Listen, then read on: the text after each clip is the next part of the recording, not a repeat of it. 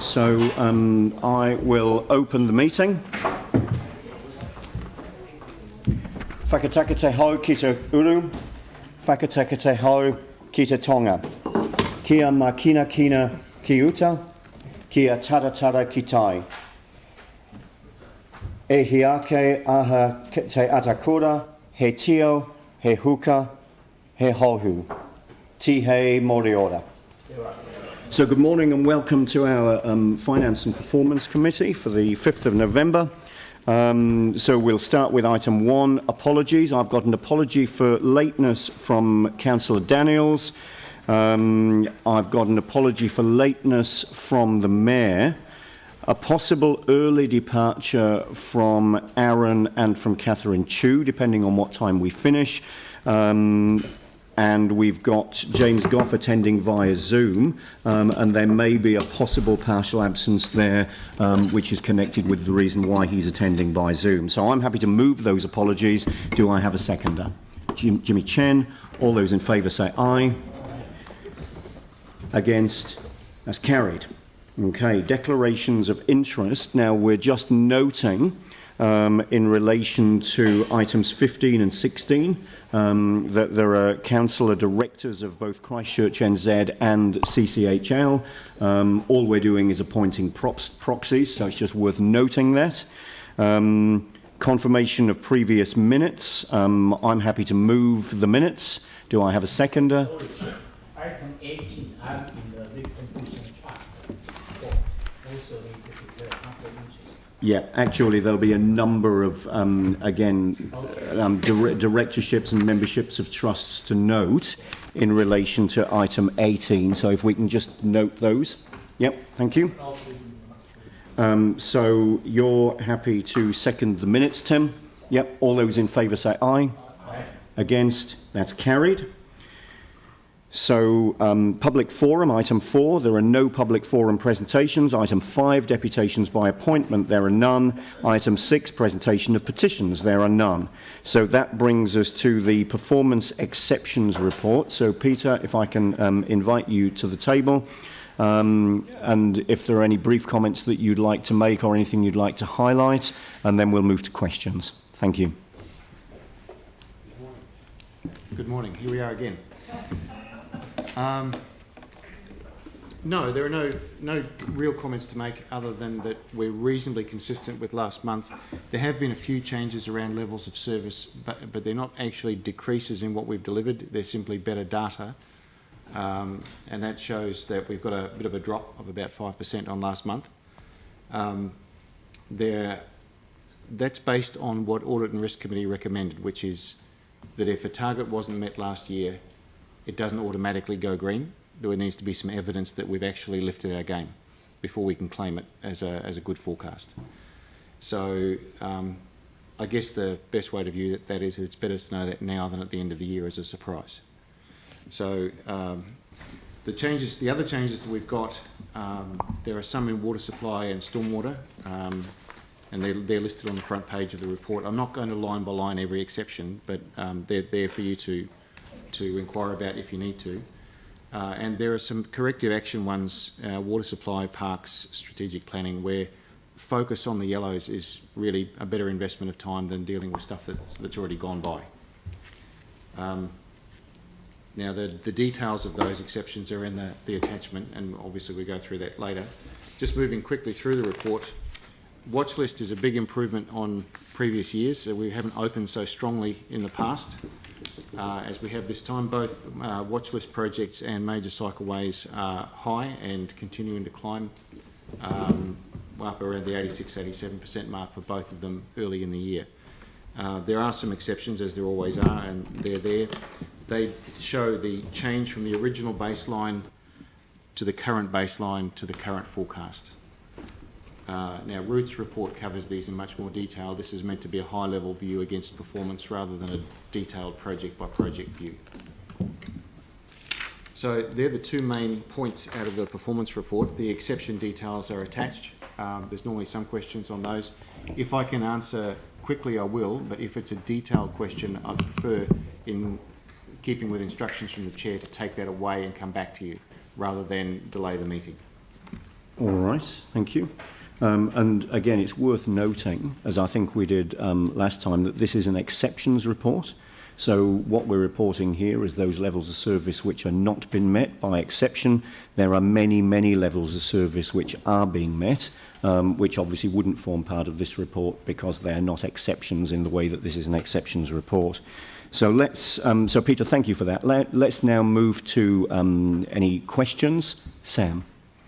Thanks, Peter, and it might be a detailed one, so we could even potentially take it offline. It's just on page 26, around the regulatory compliance of building services stuff. I just didn't quite understand that. So it says the measure is around providing general advice and response, the targets to meet agreed timeframes and requirements, and then the actual just says we've overspent in the area and that we'll need to look at it because of high demand. But one of the remedial actions might be to close down the downstairs counter. So I just wondered, and maybe it's something we can take offline with Leone, but it didn't make sense when the demand's going up that one of the actions would be to sort of reduce the public inquiries. I don't have the details of that at my fingertips, so I think that is a Leone. What we'll do is we'll get a report back on what's under that and bring it back to you. Is that okay? Yeah, that's fine. Yep, perfect. Thank you. All right, thank you. Yanni. Several questions. On page 28, Parks Heritage, I see that we our residents' satisfaction, our target's 90% and we're at 65. You talk about, or the report talks about taking in-house maintenance and not being confident that we can raise the satisfaction level. Have we thought about a freeze on accepting new works until we get on top of the satisfaction? Because I'm quite surprised to see this here when just a few weeks ago we also had a report to take on more maintenance costs for new art when we don't seem to be able to satisfactorily look after our existing ones. So I'm just wondering how the organisation considers those things together. I'll have to go back to Andrew. That's so operational. I don't know the answer, but Andrew will. Just on my next question was around the water supply targets. We did previously have one, I think, where it was measured the response time for urgent and non-urgent. So within 24 hours if it was urgent, within 3 days for non-urgent. But I don't see that in here, and I wasn't quite sure why, but we do see a number of other ones for water around people being satisfied with the responsiveness of the service, and that's on page 21. Yep. So I also see that one of our targets is around people are using more water than what we would have liked, so we're failing on that target as well. So my question really is, when can we be advised around that level of service that I thought we were failing on the response times? And what resource do you need to meet that target so that we reduce the amount of water that's been wasted? If it isn't here, it will be because it's been forecast as successful. So that's one thing. It doesn't mean that the level of service is gone. It just means that it's not an exception. It's not being flagged as off track. So I'll go back and confirm that that's the case, that target still exists and that it was flagged green. If it's green, it's part of that overwhelming green donut you see on the front page, which is they're not in front of you because they're okay, they're on track. As for the water consumption, I'm moving into Helen's space, but I should probably throw a chair at me if I get it wrong. We had a dry winter and a dry spring. It may well be that it's simply a product of the climate this year that we've got more consumption. Is that right, Helen? Yeah, there's two drivers for the consumption. One is exactly right. We're experiencing a dry year and already we have high demand on our system, higher than we have in the last 5 years for this time of year. And the second part of that is the high leakage rate that we're experiencing out of our water supply system. So both of those things are driving up consumption. Sorry, can someone just clarify if we're meeting that level of service target in terms of response times to fix water leaks? We're doing some work on that, so we're doing some work on the information that we're getting out of our Hybris system and comparing that with the information that we're getting directly from our contractors to make sure that we've got the correct information to bring back to you. I mean, I think this has been raised about 2 months in a row. When are we likely to get an understanding of that? So we've got a Three Waters Infrastructure Environment Committee meeting on the 25th and we'll bring it to that meeting. will that give us enough time to allocate resource if we need to fix the problem, if there's problems? Are you now asking LTP questions? No, I just want to get on top of the water leaks issue. Like So there's a We report. get- we- So I mean, there's a I'll report try and coming to find Pauline's actual committee. fact. The next meeting of Pauline's committee. That's great. So what I'm hearing is that report will answer some of the matters that Yanni is raising. So that's in train and it will be reported. That's great. So Yanni, can you be a little bit more specific around your last question? So last year we had a similar issue with fixing water leaks. We got a very detailed memorandum back, which was really good, which showed clearly the scale of the problem and had remedial actions with our contractor to get on top of it, right? Which was really insightful, which basically said we had X amount of complaints. We weren't going to meet our levels of service within the time frame that we'd set, so we'd extended the time frames and we'd focused additional resource through the weekends, for example, from our contractor. Yep. I just can't quite understand, given that this has happened maybe, I think it was about 2 months ago, maybe not quite as long ago, or maybe a little bit longer, where we were told that we weren't meeting that target, but we don't have any information as to how bad the problem is and what's required to fix it. So will that all be contained in the report that's coming to the next meeting of Pauline's committee? Yes. Excellent. Thank you. So there's a pathway to getting this resolved. 2 weeks. And then, obviously, any changes that need to be made for the LTP. Sorry, it's not an LTP issue. It's a current financial issue. Yeah, no, agreed. Agreed. Well, I don't see how we can expect people to save water and conserve water when they're reporting leaks and they're not getting them fixed in a timely manner. So in 2 weeks, there's a report coming to the appropriate committee, which on the back of that report, depending what the report says, any actions which need to be taken can follow, some of which may need to be immediate if there's an urgent situation, some of which might be around resourcing, which would then feed into LTP decision making, and any other matters that we may not think about here, but we may become aware of when that report lands. Okay. So I think we've got a pathway to address the issue that you're raising, and I also think we've got a pathway to quantify the issue that we're raising, because certainly one of the matters is what is the problem that we're looking at, and is it as big a problem as the way that it's been reflected or described? And I'm assuming, Helen, that the report will quantify the any problem and the issues that we're dealing with here, and possibly even recommend a pathway to resolve any matters that the report points out. Yes. Yeah, I think the other thing we discussed is having visibility on our website so that when people ring up or contact the call centre or put in CSRs, they can see the scale of the problem and understand, rather than put in job after job after job, told it's happening or not given a time frame. So people can actually understand the challenge of what we've got in terms of this particular one. So let's anticipate that discussion alongside the report when it comes to Pauline's committee. Thank you. All right, Helen, thank you very much indeed. Thank you. Sarah. Okay, thank you. Pauline. Before you left, just on that water consumption. So for July, August, September, quite a lot higher than what the average is per day. But how do those numbers for July, August, September relate to the usage in the peak time in summer?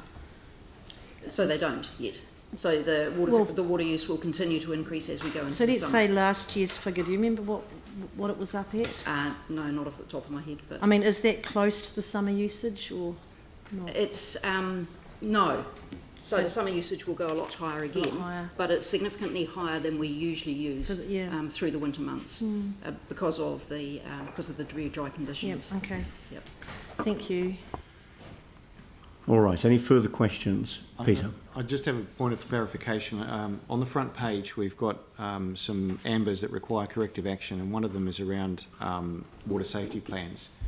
On face value, you'd read that as an exception. I'd just like to point out that if you read the explanation, it's quite a technicality, that's the reason why that's there. We haven't actually failed in that space at all. I don't know if you want to expand on that, but the provision of water safety plans for all water supply zones is not an exception because we haven't done them. Sorry, or maybe the point's a little too arcane. The water safety plans issues is also all covered in the Three Waters Infrastructure and Environment Committee report. Yep. So, and most councillors are very familiar with those and the timetable for them. I guess the point is that it appears as a single line exception on the front page, but the detailed explanation that follows shows that it's a technicality that it's there for, rather than a substantive reason. Yeah, sure. And thank you for pointing that out. That's great. Any further questions? All right, so we've got a recommendation to receive the information provided in the report, which I'm happy to move. Do I have a seconder? Sam? Any discussion? All those in favour say aye. Against? That's carried. Thank you. So now moving to the capital project performance report. So Ruth, if I could invite you to the table for this one, please.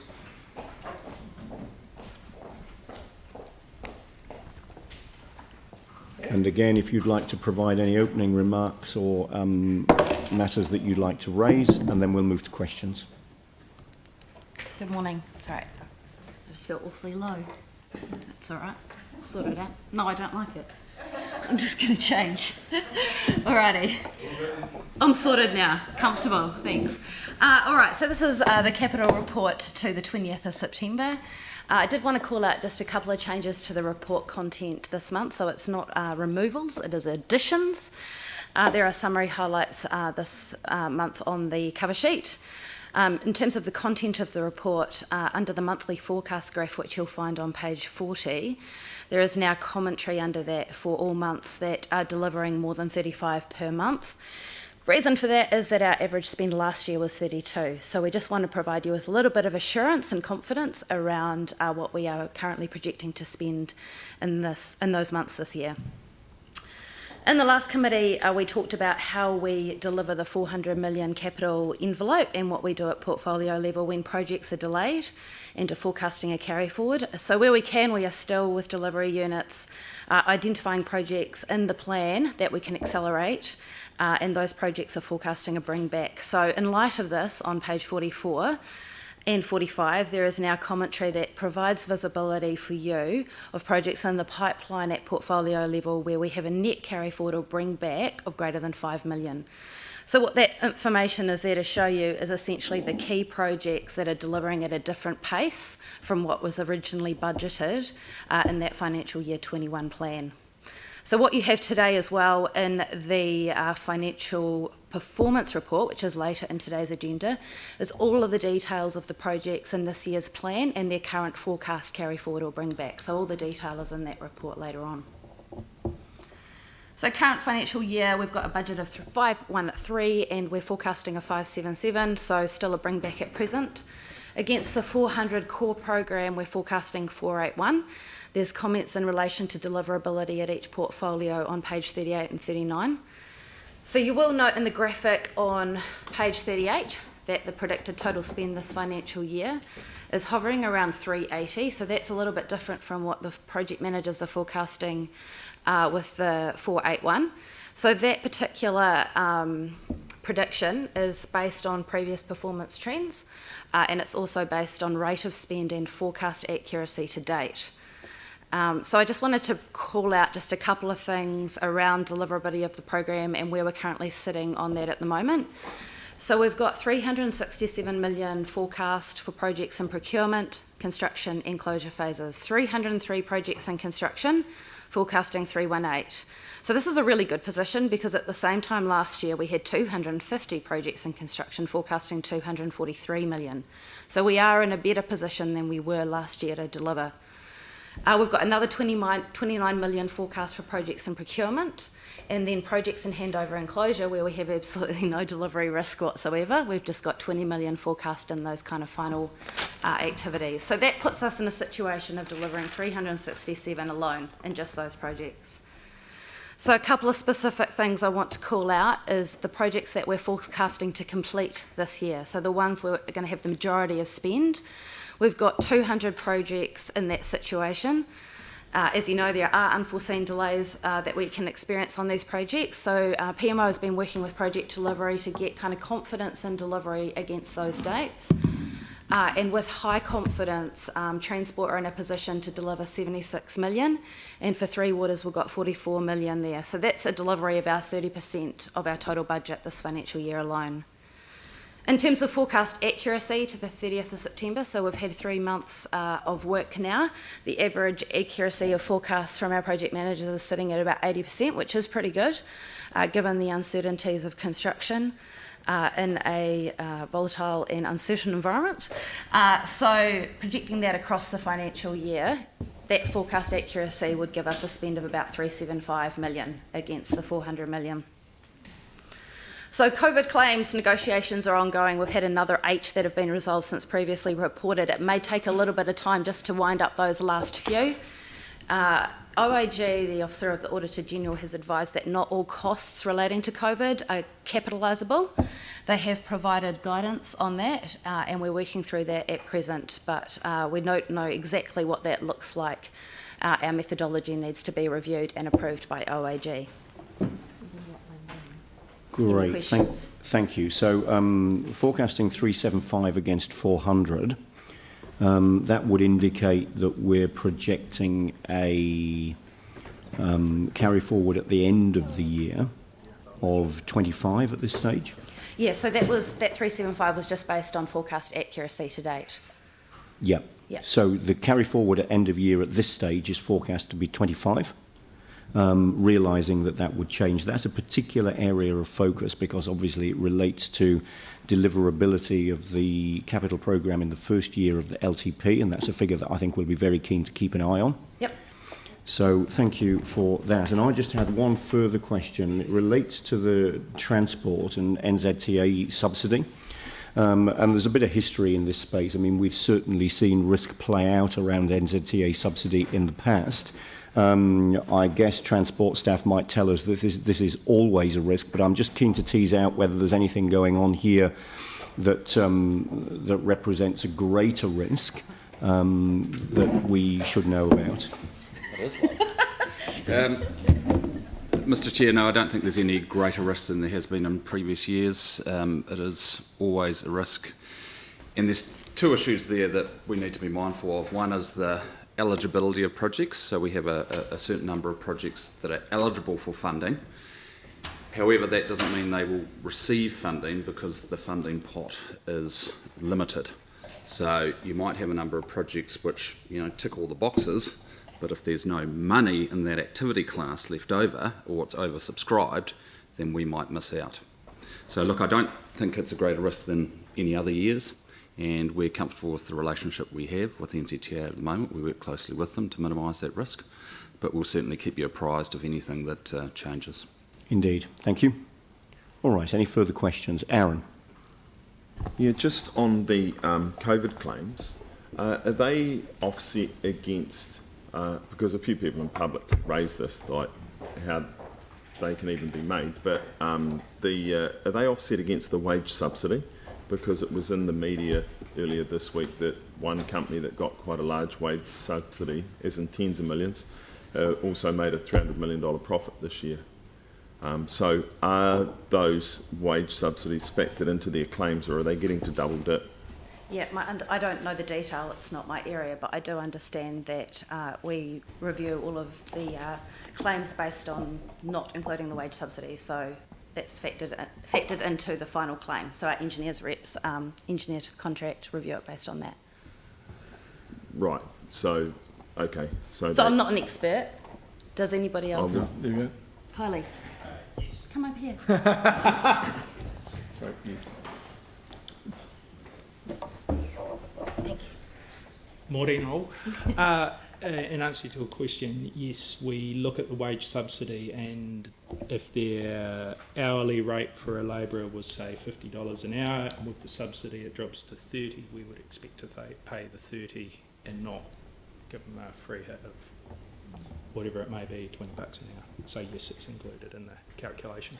Right, so, but those companies take, because the council's taken quite a large hit from COVID, those companies don't take any in the end. We just pick up the in-between, government throws in the other bit, they're all good. It's a case End of year by case. profits can still be massive, doesn't matter.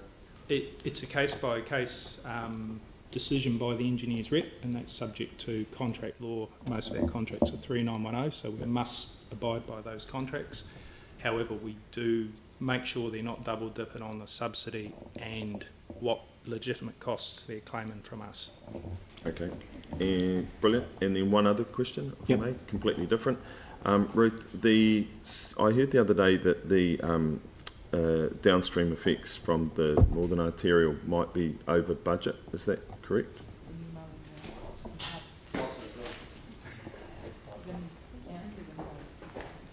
I'm just asking because I've got to follow up. So there's a memo that should have gone out to you, hopefully, as of yesterday.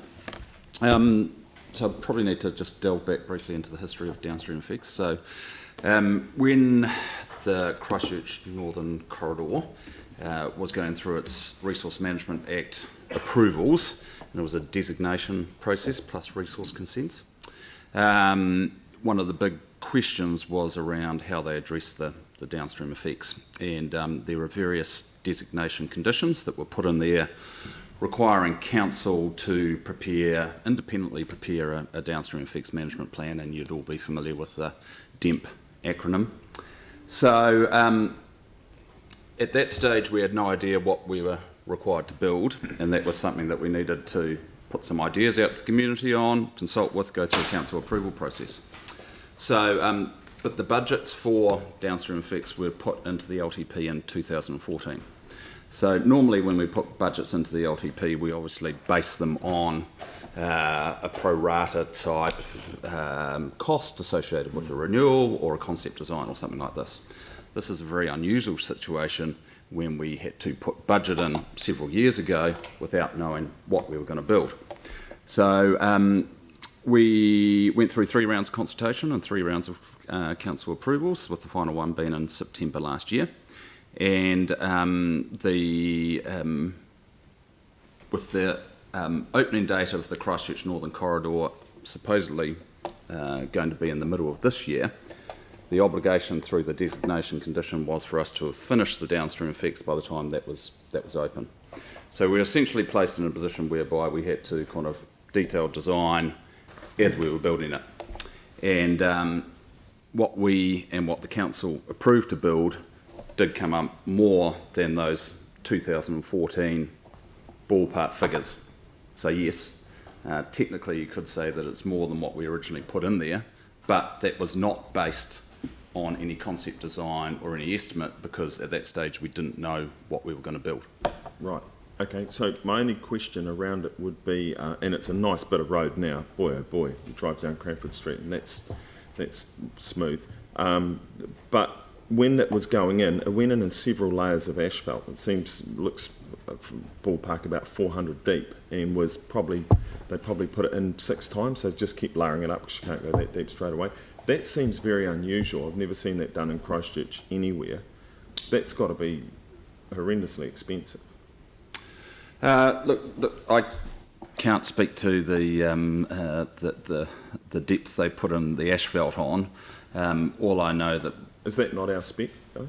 Yes, it is our spec, but I'm not familiar with that sort of detail myself. Right. We wouldn't have done anything that was over and above what we needed to do. Right. So, with the amount of vehicles that road is forecast to carry per day, it needs to be done to a reasonable standard, and that's what we would have built it to. So I doubt it was unusual in that sense. So will we do other main routes around the city in that same style going forward? Because I've never seen it done before. If it was deep lift asphalt, where we went in and did that, we've certainly done that on Memorial. Right. On Montreal, when we did that a few years ago. And we did that in one layer, because they did it on the weekends. You did block by block, which was fantastic. But That's one layer. This is several.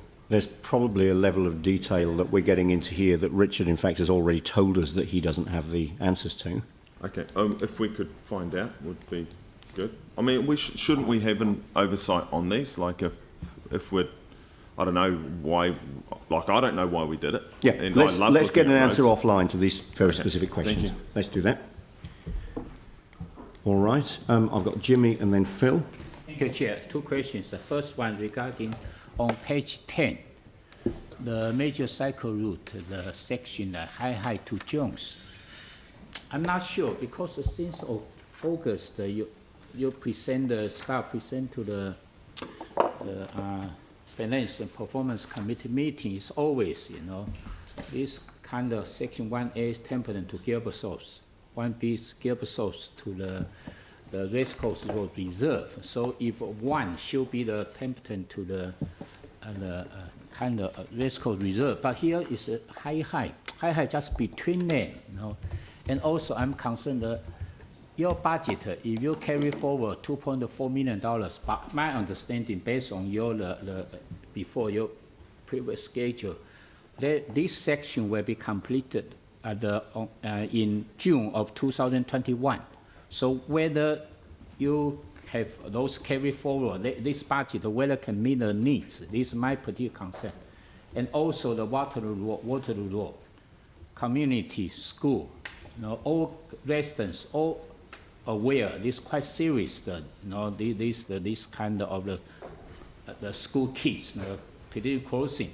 So this budget, what's criteria, you have this forward. My view should be bring forward rather than carry forward. Yeah. Sorry, could you refer me to, what was that, page 12 of the... No, not page 12, page 10.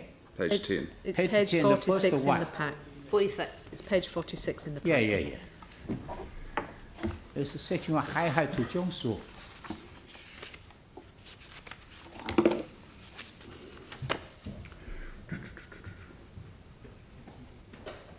So this is the Norwest Arc Jones.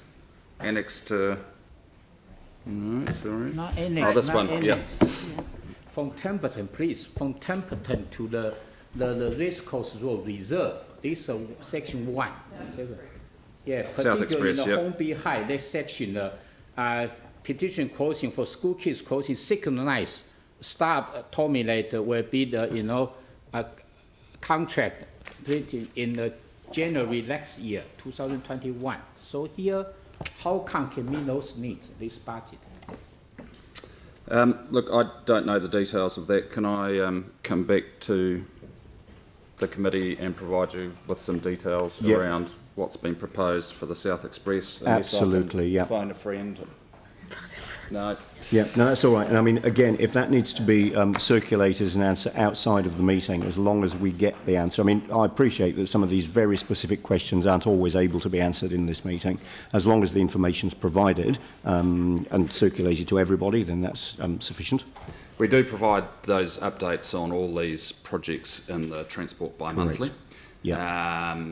And we'll probably provide an update on that. However, I can't recall exactly what it said with that particular section of that cycleway. Yeah, no, that's fine. If we can get the information circulated, that'll be fine. Or pointers to where it exists Yep. in one of those other reports that you're referring to. Can do. Mike's last committee meeting and the transport report. Indeed, yeah. All right, thank you, Richard. So second question? Yeah. Yeah. The second one, since the August, you always present those watch list, the program list, and one of the item Horseway Junction Road extension. But this month I didn't see. What's the reason there? Last month, months before, you always bring to the Finance Committee program watch list. It is on the watch list, and Where about? It's on page 55. 55. 55.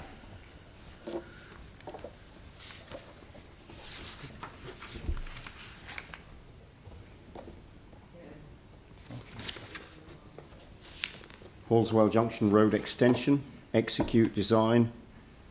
Yep, it's there on the list. Okay, sorry, I missed out. Sorry. All right, no Okay. problem. Thank you. Phil. Hey, Richard, thank you. That Heathcote Expressway, Section 2, can you give me a rough idea of the extra? It says it's going to be going to exceed the budget, just with contaminated material, roading design and Kiwi Rail stuff. Just give me a rough idea of what that figure will be, if possible.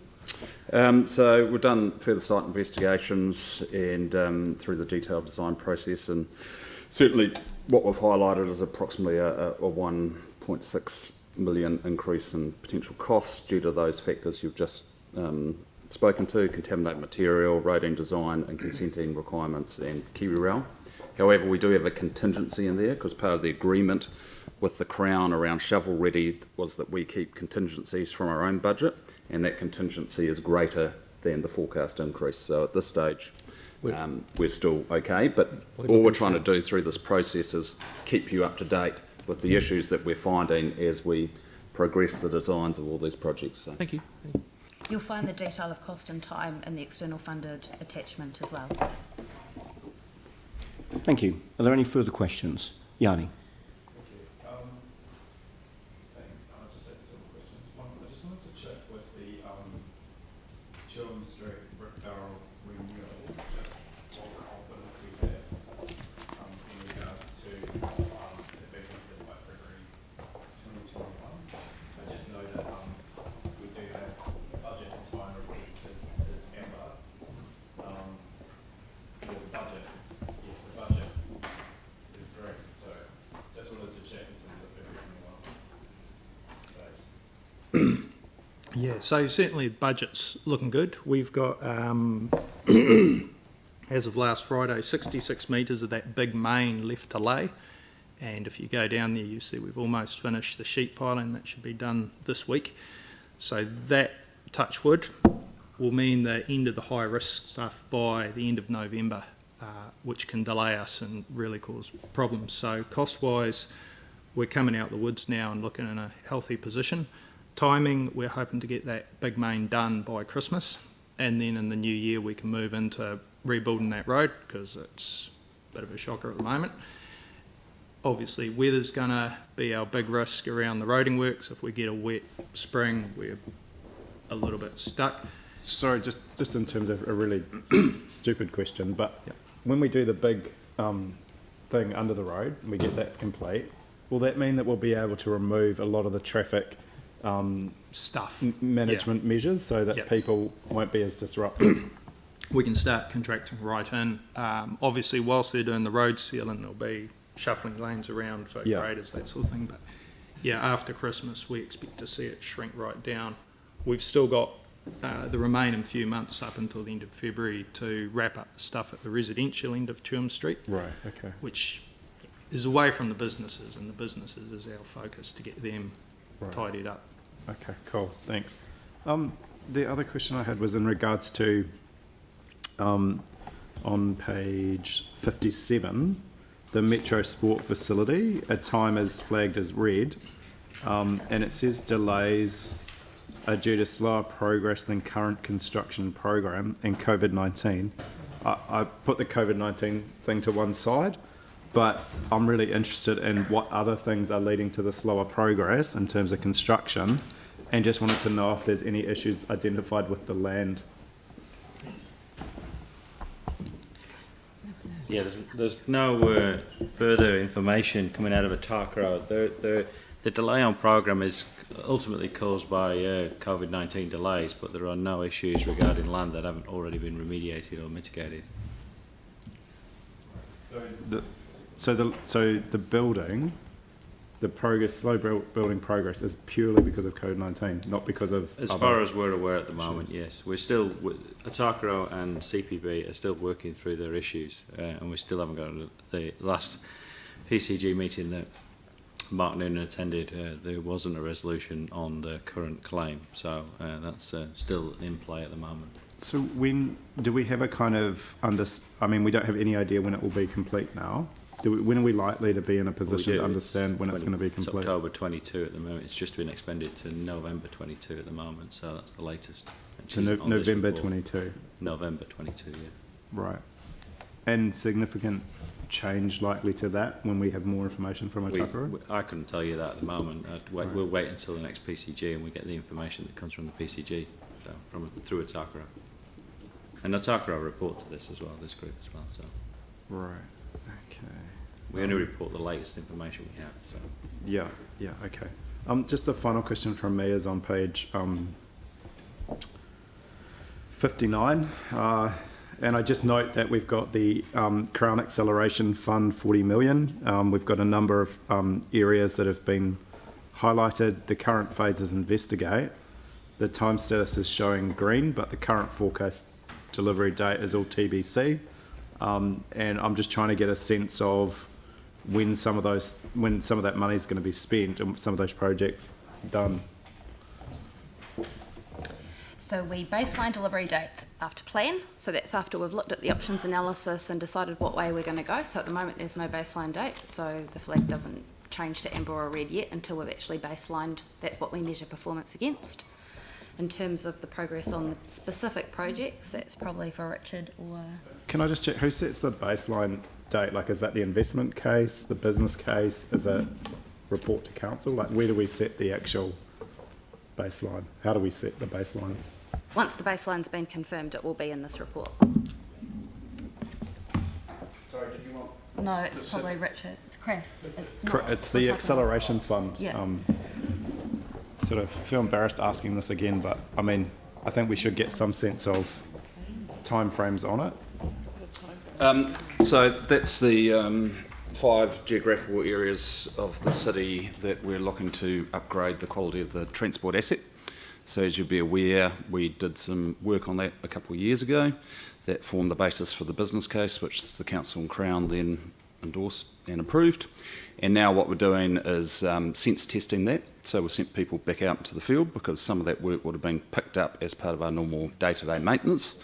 So it may not need to be done, or the condition of it may have worsened. So we've been around all the boards, we've briefed all the boards, we've also asked the boards for feedback as to whether there's some stuff that they think we may have missed or things they should be included in there.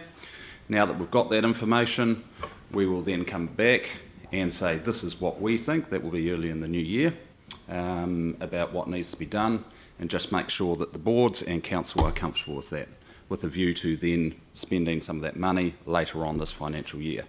But the business case that was approved anticipated a date of spending the craft money by mid-2023. So we're comfortable, as I've said before, that we can do that, and I think it's a good process that we're running through at the moment, making sure we've got all the boards involved because it really affects their local turf. Opportunity for the boards to put things forward as quick wins, and like Woolston, Oak Street, Heathcote Street, which are on that list, we've got contractors working on the main road and the side streets. What's the process for that? Just the board to put a memo through, or? Well, we've already been out to you and chatted with you, and we spoke to you about sending information back to us. Yep. But if there's things that you still want us to do, just send it through to myself and I'll put it into the list. Yep, great. All right, thank you. Any further questions? So, Sam, you're happy to move this. Do I have a seconder? Aaron? All those, no discussion? All those in favour say aye. Aye. Against? That's carried. Thank you very much indeed. Okay, so now back to Peter for the LTP 2021 update. Peter, if you'd like to make any comments on this report, and then we'll take any questions. Thank you. Sure. I might just move through the work streams and hit the high points at pace. Yep. Perfect. The bottom line is that we are late. To put perspective on that, that's not unique in New Zealand and it's not unexpected given the year that we've had. The key point is that we need to land the OPEX and CAPEX guidance fairly quickly in order to get to the activity plans, which are being held in abeyance while those decisions are being framed. Based on yesterday's conversation, we're going to set up a timetable of the slots that we've got between now and 21st of December, the things that we need to consider between now and then, and hopefully meet in fairly short order with yourself and the Chief Executive to make sure that those things are in the right order, because there's sensitivities around which ones are considered when, and basically get that timetable right and fundamentally make sure we've got enough time to consider what we need to consider. Moving through the list, LTP co-development, that's amber, but it's a light amber in the sense that by having to do the activity plans in November, December, that's going to put a little bit of stress on the co-development process because it just means the timetable will be tight. So instead of a long, lengthy, measured, considered approach, we're going to have to go through them in fairly rapid fire order. Again, a lot of talking to the other metros, they're in much the same position. And for the same reasons, COVID, budgets, revenue impacts, the need to make savings, structural issues, all of these things are extensive and need to be done in a measured way. If we do them quickly, we'll probably do them wrongly. Central government priorities is flagged as amber, and that's simply to indicate that, like a lot of authorities, we've got a tension between high-level strategic ambitions and keeping the lights on. And in a constrained economic environment, balancing those two is a tricky thing to consider. So there is stuff that we want to do in 10, 20, 30 years' time and turn the curve, and then there's pressure on basic services at the same time. Financial strategy, Di Brandish and her team, as well as some of the folks in the strategy team, have put together a very solid draft financial strategy that will go to the LTP project team and the infrastructure strategy team today. We hope to get that in front of you once it's been through those filters within the week. So you can see a first draft of the financial strategy. It's important that that document and the infrastructure strategy are joined at the hip and work well together. There's probably not a lot of need to focus on operational savings and activity budgets. I've talked to that. We are looking and have made work on tens of millions of dollars worth of savings. In order to do that, it takes time. This is not a normal year. So I'll stress that, yeah, late but for good reason. The only way we'll really progress this is if we can put activity plans in front of you that tell the story of the services rather than considering OPEX here, CAPEX there, and levels of service somewhere else. So we need to get to those activity plans to tell those stories, and in a time that gives you time to consider them. Capital prioritisation, we've had several long sessions. We have another one on the 10th of November. It's very important that we make best endeavours to make that day work and that the guidance sticks. Otherwise, all the activity plans will continue to be in abeyance. Community and stakeholder engagement. We talked yesterday at the level of service meeting about some new information to hand on priorities from the community that came from council's surveys, the resident survey and quality of life. Councillor Templeton raised some interesting information about the Greater Christchurch 2050 surveys. We've gone away overnight and compared the two, and we'll send around a document after this meeting. But basically, the top 5 is broadly similar in both, just that the order is slightly different. But it's worth noting that the 2050 stuff is not based on services the way ours is. And it doesn't offer questions around affordability and rates the way ours did. It's better to view them as complementary rather than contradictory, because one gives you a 10-year view of Christchurch based on local government services and including affordability. The other one is a 30-year regional view based on regional outcomes. It's actually better to have both perspectives than to see them as in conflict. And that's really useful. So it's good to know both, basically. So both of those will be available, and the document that compares why and how they work will come out today. And that's really the quick and dirty overview of the project. I mean, you're hearing this stuff every day, so I'm not labouring the detail. Excellent. So thank you, Peter, for that. I'm sure there are some questions. So Sarah, I'll come to you first. Thank you, Peter, and thanks for all of the work that's happening on this.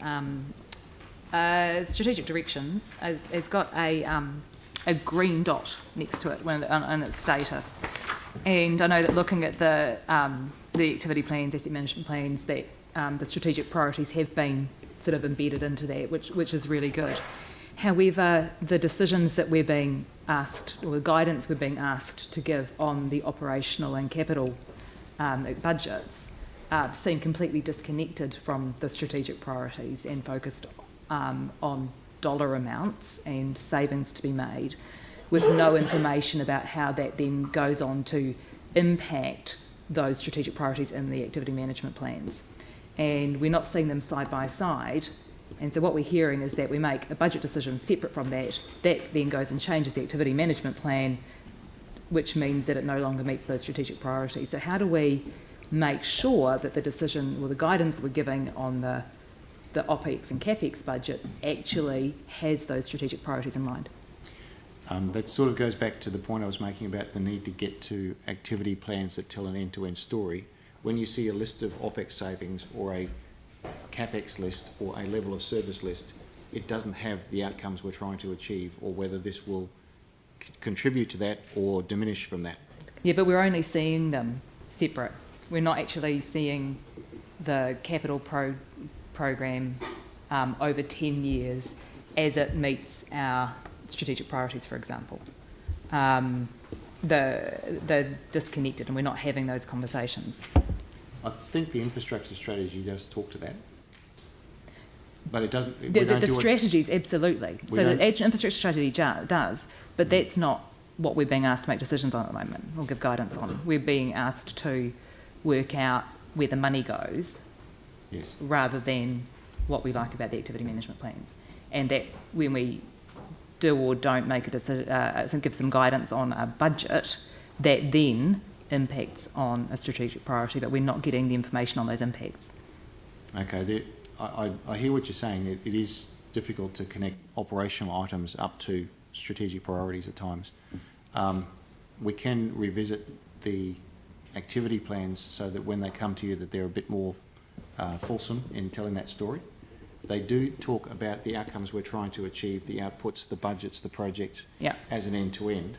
We can sharpen up that strategic priorities end of it, but at the moment you're not seeing that story because you're seeing silos of information around OPEX, CAPEX, levels of service. But we're dealing with the OPEX and CAPEX ahead of that discussion.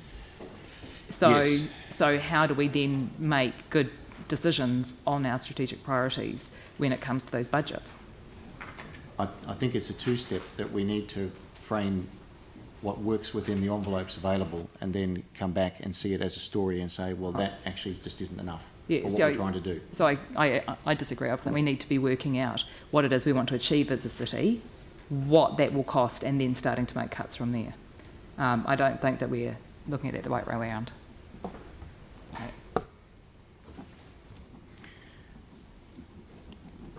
Tim? No? Sam?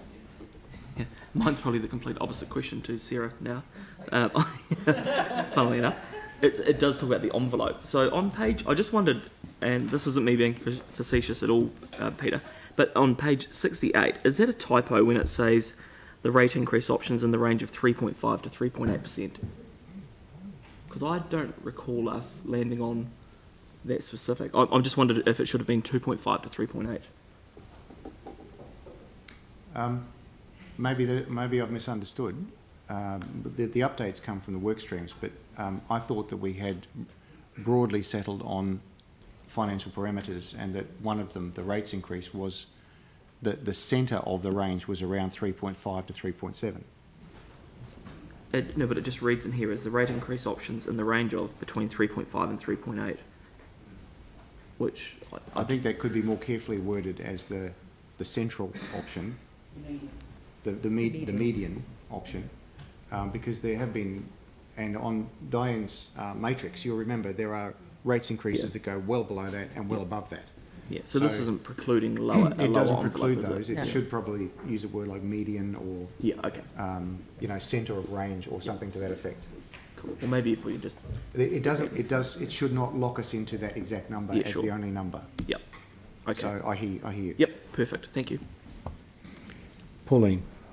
Yeah, just Peter, can you explain number 7 on page 68?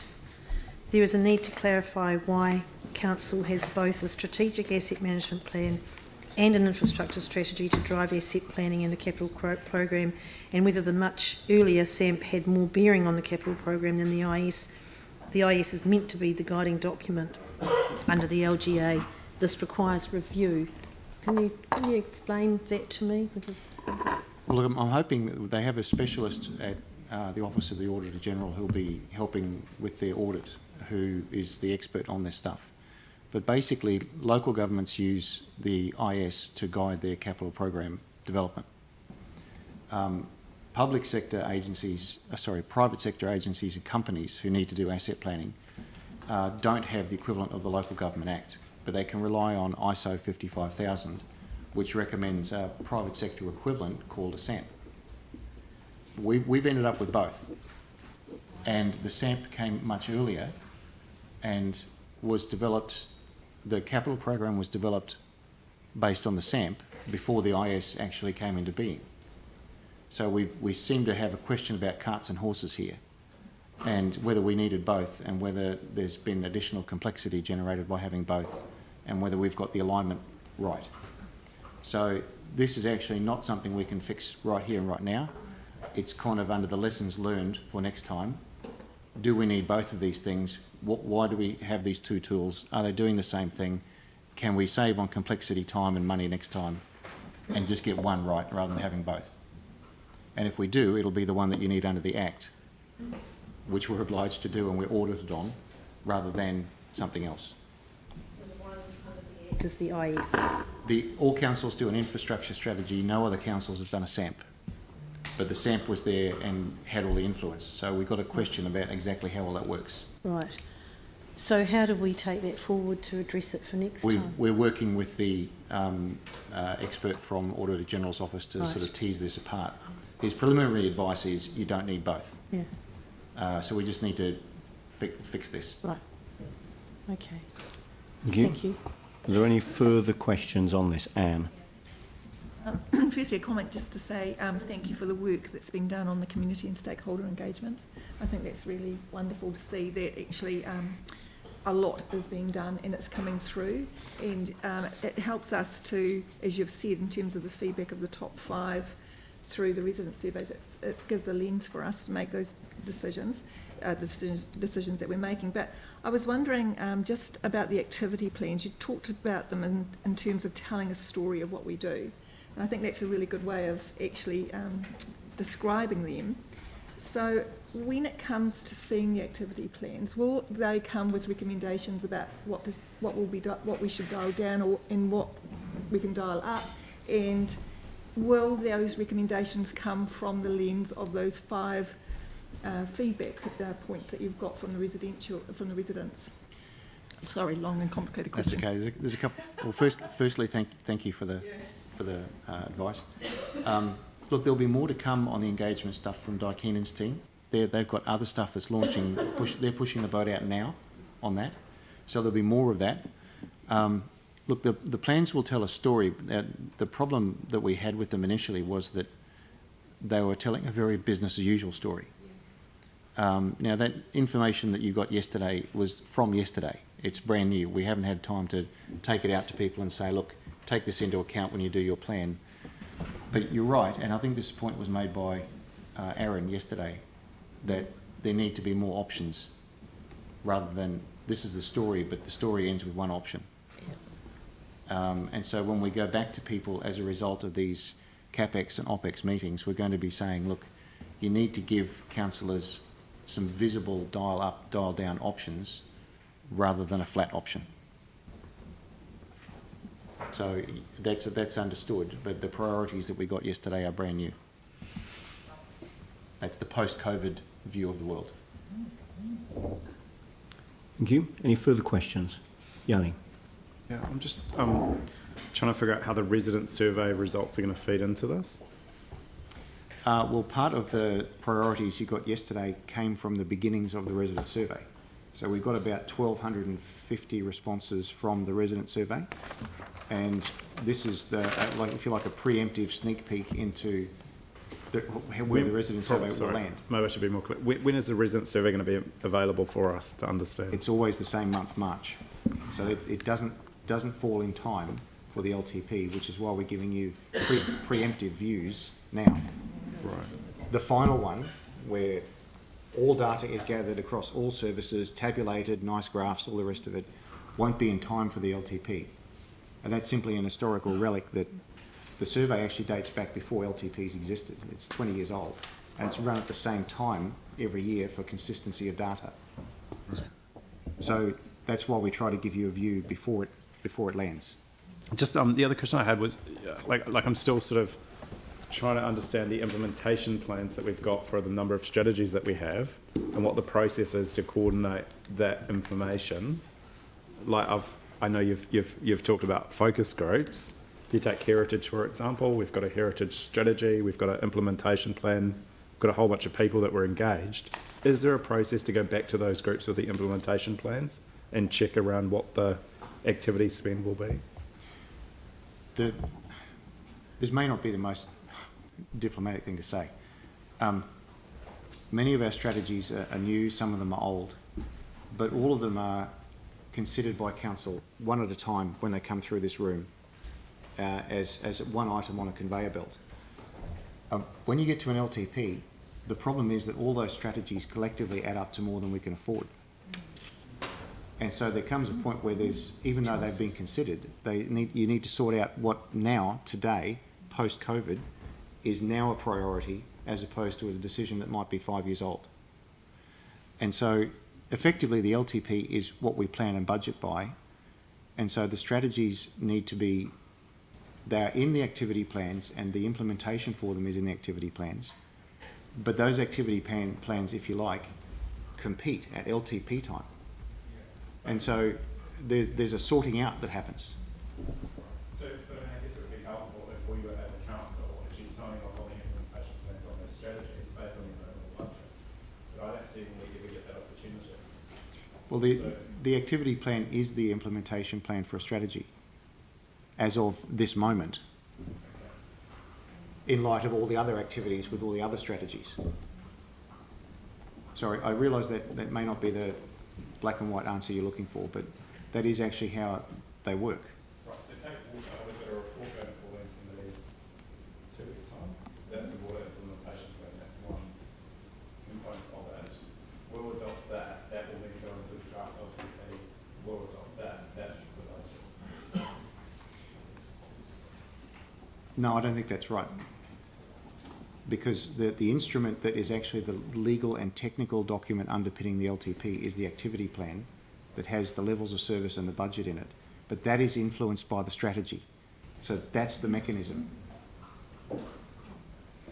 I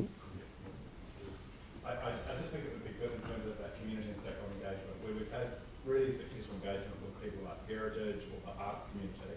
There's a way that we check back in with them over what we're proposing to do in terms of the LTP. And it's not to say to do everything in the strategy, but it's that engagement around what we're proposing so that they can see it and have visibility of it. Yeah. Especially if it's different to what's in the strategy. Well, that would be through the consultation process. Yeah, so there may well be an opportunity to do that through engagement or consultation. Yes. And where there are particular interests in particular outcomes that have been that have become apparent through strategy development, then you would imagine the very same community would have an interest in what's to be delivered against that strategy and how quickly. And as Peter says, that would be reflected in the activity plan for that particular activity. Yeah, but you've got a captured database of information of people that have shown an interest to participate. So Correct. utilising that rather than reinventing the wheel would make a lot of sense. For engagement purposes. Yeah. Yes, indeed. Agreed. Any further questions? So Jimmy, you're happy to move this. I'm happy to second this. Any debate? Sarah? Thanks. Listen, I know that there's been a huge amount of work on this so far, but I am concerned about the way we're going through this process and that we're not being strategic as a council. We absolutely need to make savings, but the spend that we do make needs to be prioritised strategically. And around the table as councillors, we're just simply not doing that at the moment, and we're not having the right information to be able to do that when we look at those budgets. I'd really like to see that green dot go amber because we're not being strategic around this table. I know the organisation is putting the right stuff into the activity management plans, but that's not what's happening when we're giving guidance. And so I'm really concerned at this point. I'm not sure that we're going to get to an LTP that really does meet the strategic priorities as a city. And we really need to work much harder around this table to make that happen. Thanks. Thank you. So, Peter, thanks very much indeed for this report and for the update and for the detailed answers that you've provided to questions. We are on a pathway to land the operating and capital matters within the next couple of weeks, realising that there may well be some guidance that we provided as we go through that when we come to look at the activity plans, there may be further changes that we make beyond that initial work. We absolutely need to be confident that we've got a timetable between now and the end of this calendar year that allows us to do all of the work that we still have ahead of us, realising that a huge amount of work has already been done.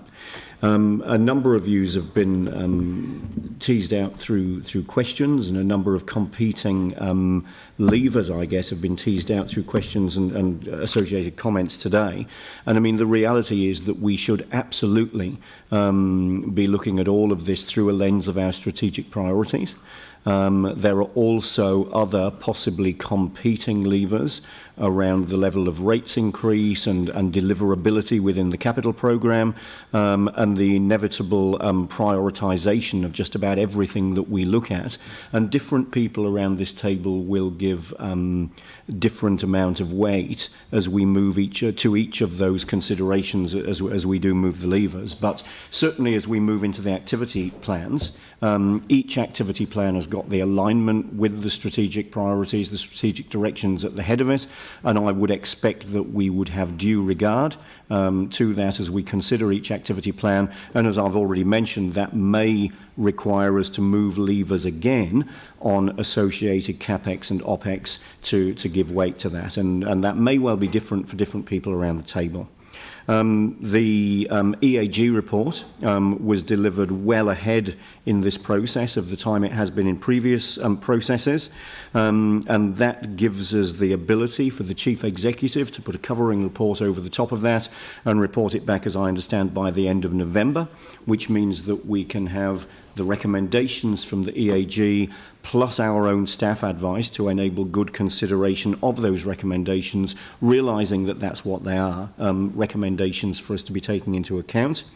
Peter, you made the comment that we are running slightly late, but for good reason. And I think it's worth remembering that the LTP development has come on the back of the second iteration of the annual plan and all of the work that was done to deliver that, which of course wasn't part of our planning at all at the beginning of the year when we weren't expecting 2020 to roll out the way that it has done. So yes, that's created something that we need to respond to, and with an appropriate and sensible approach and time in the calendars between now and the end of the year, I remain confident that we can remain on target around the various streams of work that will lead to the draft LTP, which of course will be publicly debated before we go out debated in a public session before we go out to consultation.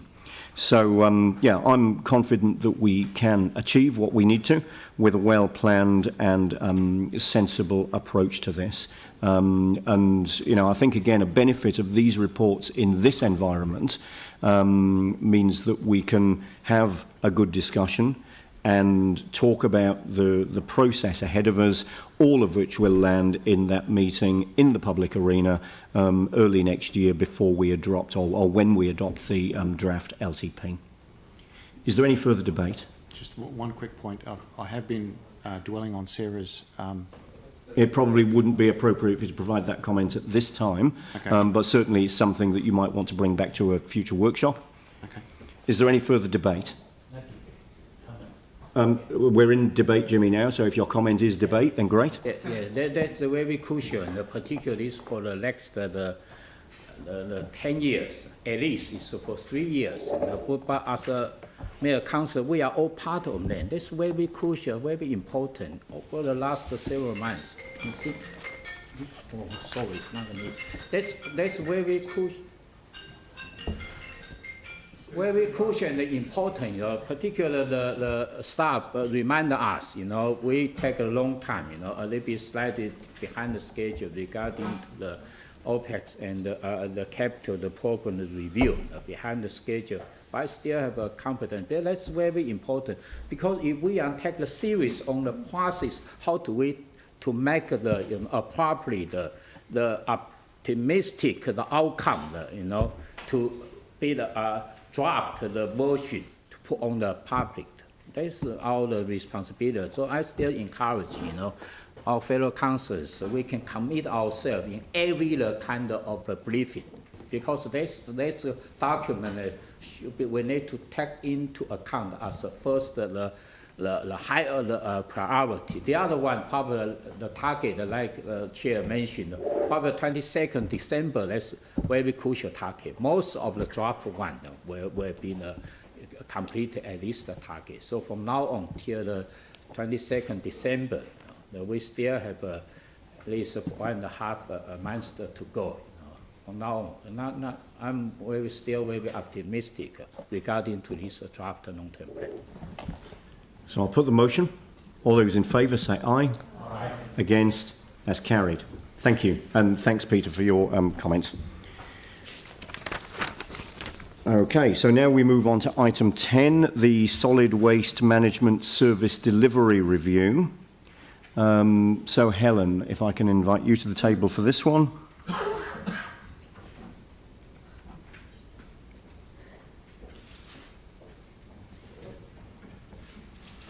Are there any introductory remarks that you'd like to make?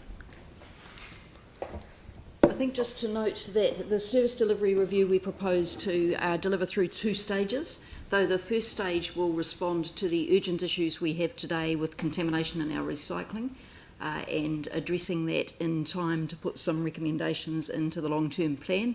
And the second stage will be the full service delivery review that will feed into the next long-term plan and the contracts that we have for solid waste and across collection, the processing of both recycling and organics.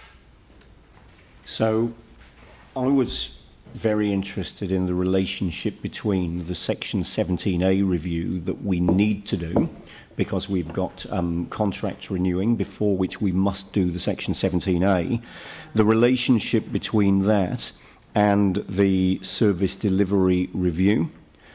And my understanding is that the work that we do for this service delivery review will feed directly into the Section 17A which follows it, without a need to duplicate that work. Is that correct? That's correct, and it will also inform the full scope of that Section 17A review. So while you've got a project charter attached to this report for the service delivery review, and that will form the basis for the full Section 17A service delivery review, we will update that project charter before we move into the second stage. So the information that we gather in the first stage will inform that second stage as well. So timing, the Section 17A will be done well in advance of the contract expiry, so that genuinely can inform the way that we deliver these services and can genuinely inform the new contracting arrangements at that time. Yeah, that's correct. So the second stage will be delivered by June 2022. The contracts expire in 24, and those contracts that expire in 2024 also have provision for up to 2 years extension. The only exception to that is the collections contract, and that's 2029. So they're not all aligned. All right. And then timing at the other end of the process. There are a number of issues which, in my view, we need to consider urgently, and that we need to consider in time to make any changes in the LTP. You've already referred to contamination of recycling as one of those, and I'm delighted to hear that we will be able to consider any changes in the LTP as a result of fast-forwarding that at the beginning of this service delivery review. Glass recycling is another that I would probably put in the same category. And the ability to make any changes to fees and charges to drive any particular improvements or behaviours would be another. So does the early stage of this service delivery review pick up the glass recycling and any work that we might need to do around incentives that we can provide through changes to charging, so that we can take those into account for the LTP? Yes, it does. Yeah, so we're including the issues that were raised by the hearings panel into the 2020 Waste Minimisation and Management Plan. So that included the type of bins and the possibility of an additional glass bin and the size of those bins and whether or not we could provide more flexibility to residents in terms of the bins that they had on site, and then the associated fees and charges and what changes we might want to make through the long-term plan. We also have to check that we align with our own bylaw, so there's a little bit of work to be done in the background there on the technical requirements of the bylaw. So we'll do that work as soon as possible to feed into the long-term plan conversations. Thank you. Pauline. Actually, my question was along the same lines. So looking at 1.3, recognising the urgency, addressing the contamination, we will give priority to reviewing the choice of bin size and type and associated fees and charges, where in actual fact, I think, have we not recognised that the priority is to separate the glass? That is the main reason for contamination? Is what I was led to believe. No, the main reason for contamination of the recycling at the moment is people putting rubbish in the yellow bins. So that is the key problem with our recycling, and the reason that loads of recycling are going directly to land disposal instead of being processed through the facility. It's not about the glass. Okay, that's it's a rubbish. post-COVID situation. Pre-COVID, it was glass. So No, glass well- still, whether we get the rubbish incorrect items out, we're still left with that glass contamination, which the question I'm asking is, should that be one of our priorities? We are also looking at glass. So the issue of glass is that glass in the recycling bins is not contamination. We collect glass in our recycling bins, and that's what we do in Christchurch. We have commingled recycling. Some other centres have a separate bin for glass, but we don't. Sorry, but I'm under the impression that glass is a serious contaminant because it degrades the fibre. So, and the answer to addressing the clean fibre at the end of it is to remove the glass from the rest of the recyclables. Am I wrong there? That's an opportunity. But what I don't want to do is give the message to residents that glass is a contaminant in the recycling bins. It's not. It's an appropriate thing to put in the recycling bins until we make any change. So if and when we make a change to a separate glass bin, then glass would indeed then be regarded as a contaminant in the yellow bin, but it's not today. So I just want to clear that yes, part. I understand what you're And so coming saying. to the second part of the question, yes, glass, if glass going through the recycling facility can contaminate the fibre product that comes out the other end. And if we had separate collection, that would reduce that problem. What we have to look at is the costs and benefits of doing that. So there's a cost associated with a separate collection, and we have to look at whether or not the benefits of doing that outweigh those costs. So we will do that work as part of this. Absolutely, but I still think it should be listed as in the priority. So in yes, it is. 1.3. So under 121, you'll note that the Three Waters Infrastructure Environment Committee, Yeah, I know, when so- they accepted the Hearings Committee recommendations, Yeah. they resolved that we should review the current curbside collection, including the opportunities for increased flexibility of the bin sizes and a separated glass collection. Yes, I see that there, but it doesn't sort of sit in 1.3. That's because 1.3 is a post-COVID response, and we've really got to look at the big picture of what it was like pre-COVID. We will look at both. And so will we also be working with other partners to look at an option of perhaps treating glass differently in the future? Yes. Yes. So we already have regional cooperation on this, and a number of other councils use the materials recovery facility here in Christchurch. So yes, we will work with them. Okay. Thank you. Any further questions on this? All right, so I'm happy to move this. Do I have a seconder? Pauline? Is there any discussion? I was initially quite concerned because I thought there might be areas of duplication and possibly delay here, given the relationship or given the service delivery review and the need to do a Section 17A review, but questions that I've asked before and in this meeting have given me a level of confidence that this is absolutely the right approach.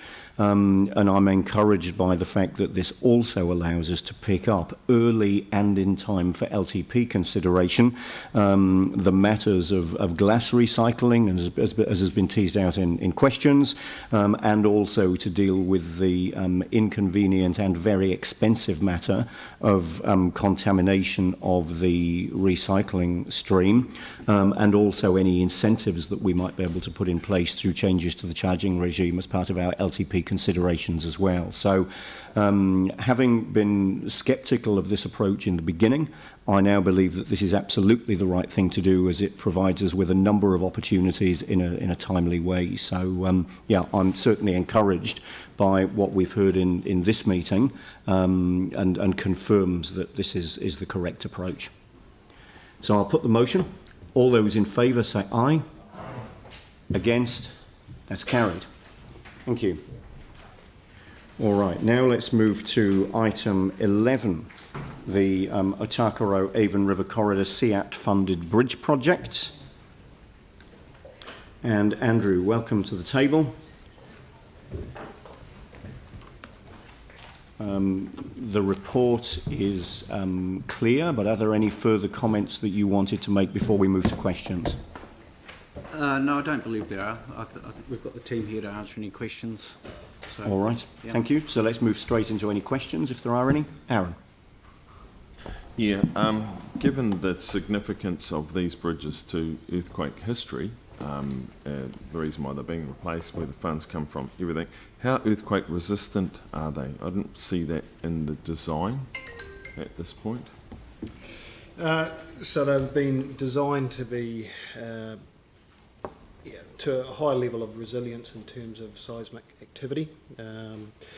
So I don't think the detailed design information was included there, but they've all got very deep piles, with the aim being that there'll be minimal remedial work required in the event of a large seismic activity or event. So just note there too that obviously they'll have to meet our current building code standards for earthquake resilience. Yeah, so there's what obviously when both sides of the bank move separately, it's not good for something that's joining on. If they're locked in, won't that be a problem again? No, or they snap off and just... Yeah, so the geotech conditions are slightly different at each of the sites, but they're designed in such a way that they can shear off, separate from... Oh, so they will, and then you just come in, lift them back into place. Yeah, correct. Okay, cool. So the bridges themselves will be designed to be reusable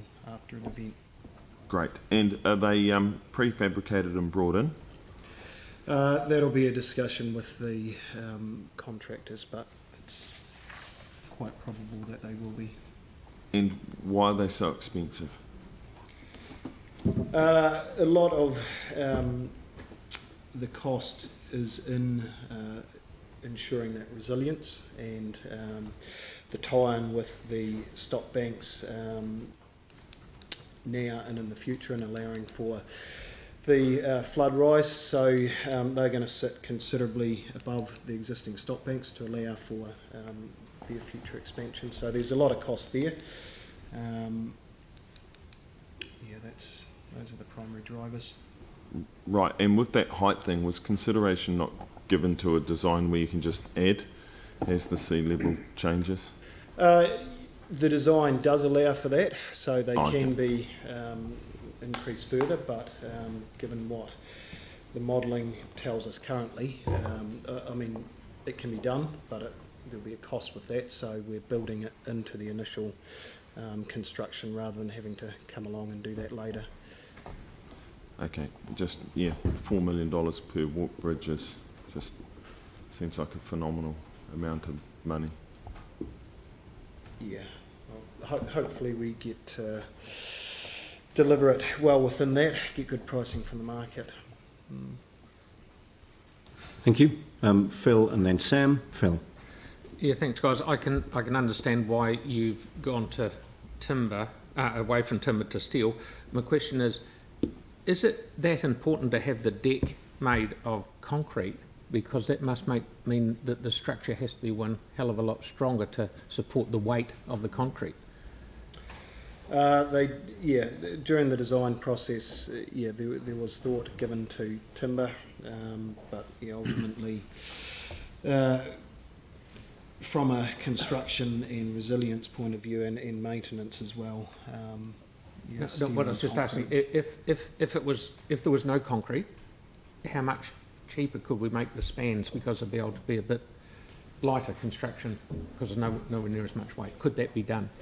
You would need to take into account, as Kent was pointing out, the additional operational costs that would be incurred with timber.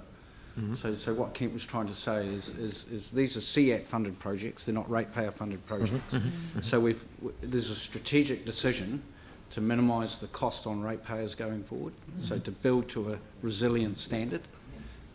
So yes, you can always build something cheaper at the capital cost point, but we must then look at the ongoing operational cost impacts year on year. So the point Kent's trying to make is, at this point, the decision is to take the lowest cost long-term approach. And one last question, these 3 bridges will go out separately for tender, or they'll go as one block? one tender package. So one company in the long run will build all 3?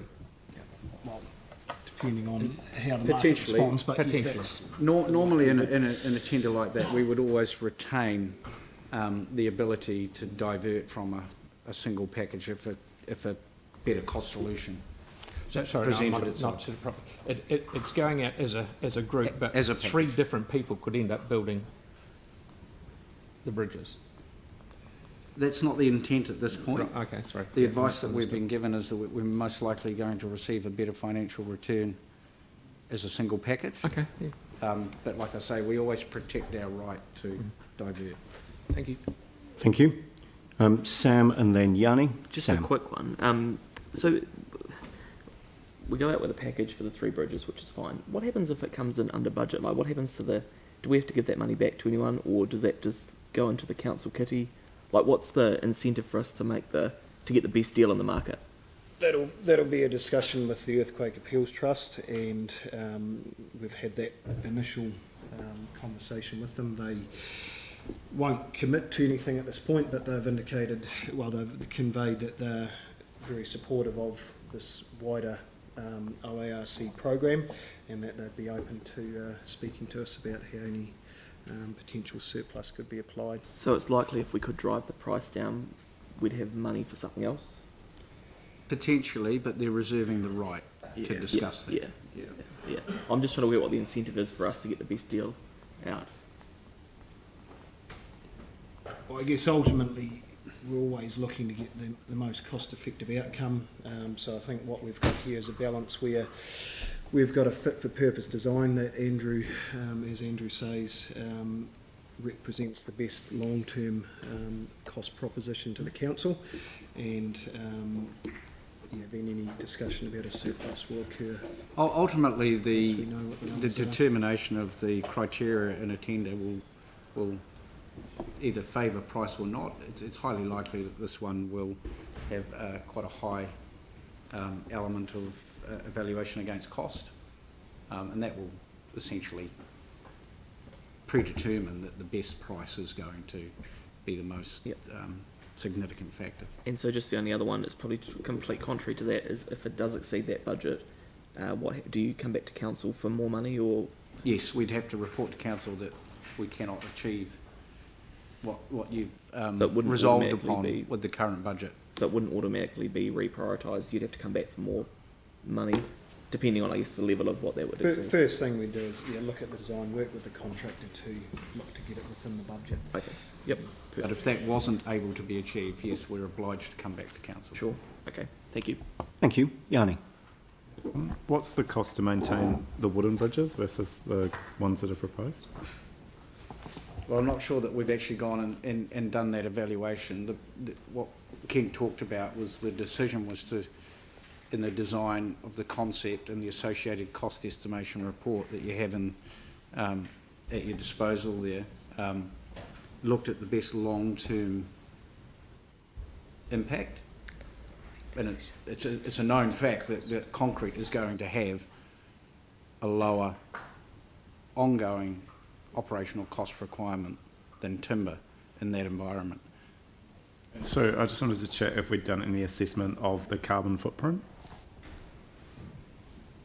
of the different materials. I'm not sure that it's been quantified, certainly it's part of the discussion, but I'm not sure that it's been. So is there anything, like, we've obviously declared a climate change emergency, is there anything that we've considered in terms of sustainability around the procurement or the design of these bridges that would reduce our impact on? So the detailed design of the bridges hasn't been completed yet, so the technical details, so that certainly can be included. And in terms of the procurement, it is always included. And so the procurement plan will require tenderers to present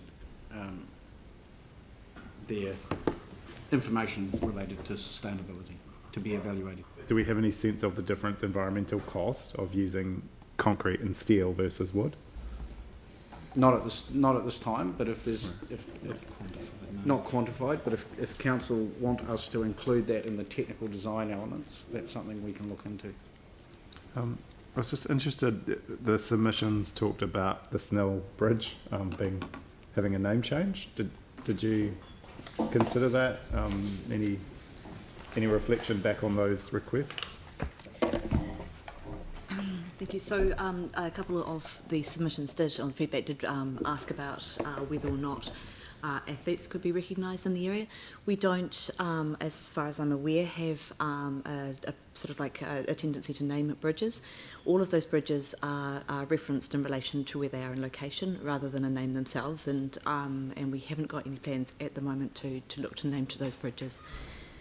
If we did go down that track, I imagine there would be something that we would look to mana whenua to guide us on. I mean, I just thought in terms of like the other two, Avondale and Midway, you know, that I don't think people were concerned, but just on that Snell one, would we be able to consider a process to engage the community around the naming? It was not significant feedback that we received on that in terms of numbers. There was a couple of pieces of feedback, but it's not something that I would necessarily have triggered a subsequent engagement with the community on, given that it wasn't brought up by a lot of people as part of this engagement process. But it was brought up from the residents group, right? Which would represent a number of people. Again, naming the bridges is not something that we were looking at doing as part of this, and we would be following council processes on naming if we were to do so. Yeah, okay, cool.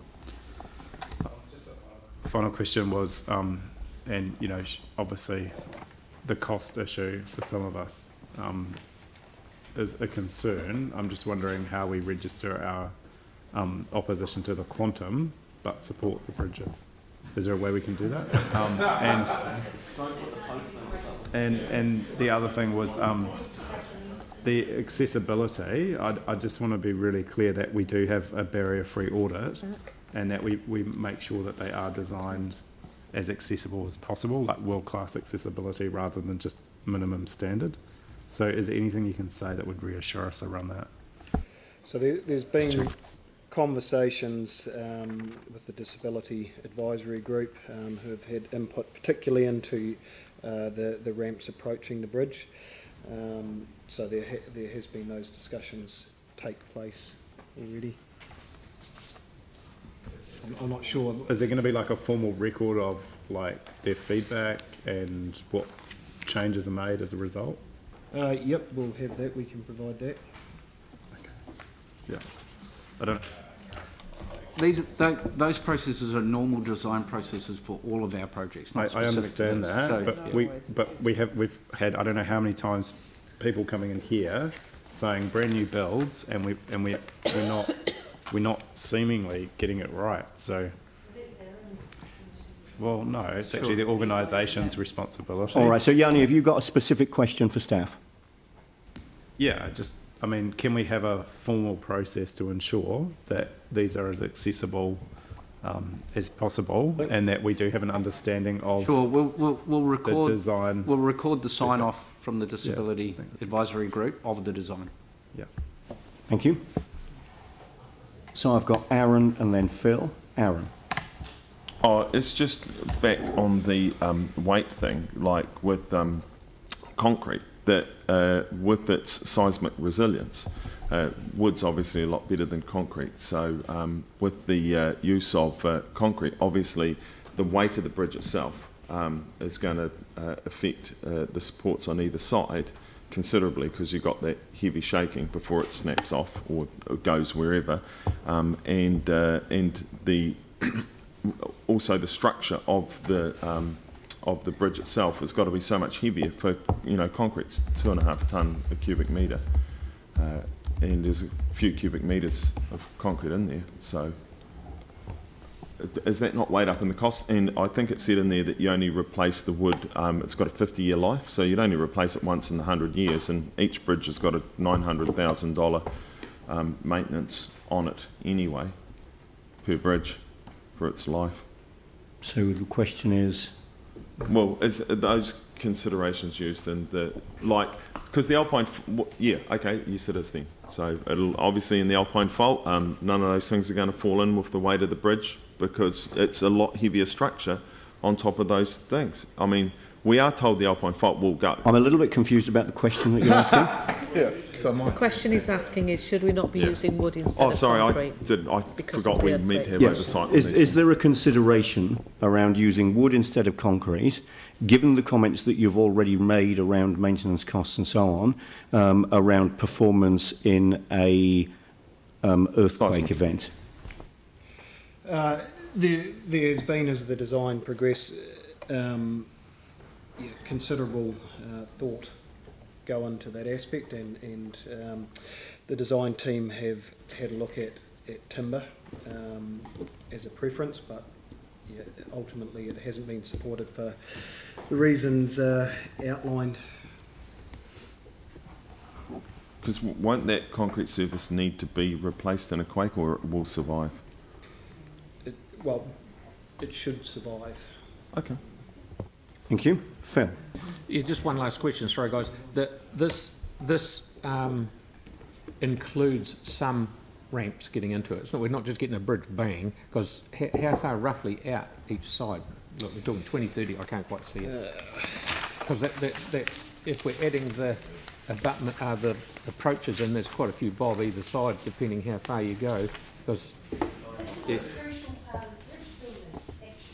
No. The walking, the pathway. All right. No. Phil, your specific question is how far is the path out each side of the bridge? Because there's a lot of expense in that. Not the abutment, the getting onto it. Because if the bridge is 2 metres above the ground, we're not just going to ride our bike straight into the abutment. We'll be having to build a great big ramp out to get it up. Is that included in the price? Because that goes a long way towards. So there's the bridges. There's a platform at the end of the bridges, and then there's ramps as part of it from both directions. Okay.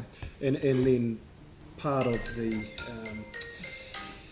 next phase of the wider program is looking at things like the city to sea pathway and other connections into those. So just glancing at one of the designs quickly, it appears to be about in the order of 20 metres in total.